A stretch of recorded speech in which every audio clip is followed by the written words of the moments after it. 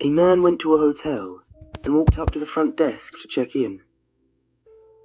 The woman at the desk gave him his keys and told him that on the way to his room there was a door with no number that was locked and no one was allowed in there.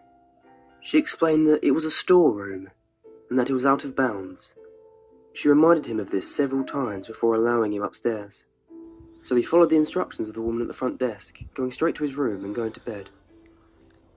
However, the insistence of the woman had piqued his curiosity, so the next night he walked down the hall to the door and tried the handle. Sure enough, it was locked. He bent down and looked through the wide keyhole. Cold air passed through it, chilling his eye.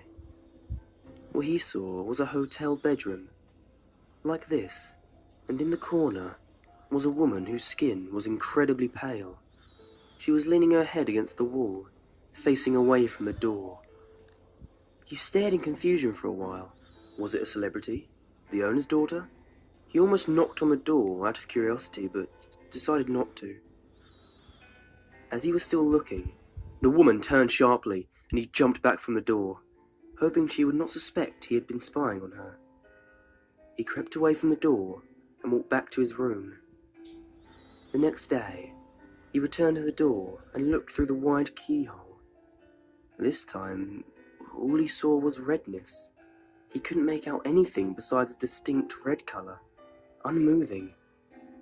Perhaps the inhabitants knew he was spying the night before, and had blocked up the keyhole with something red. He felt embarrassed that he had made the woman so uncomfortable, and hoped she had not made a complaint with the woman on the front desk. At this point, he decided to consult her for more information. After some gentle quizzing and the promise that the explanation would go no further than him, she finally said, "Well, I might as well tell you the story of what happened in that room. A long time ago, a man murdered his wife in there. We find that even now, people get uncomfortable staying there. But these people were not ordinary. They were white all over, except for their eyes, which were red."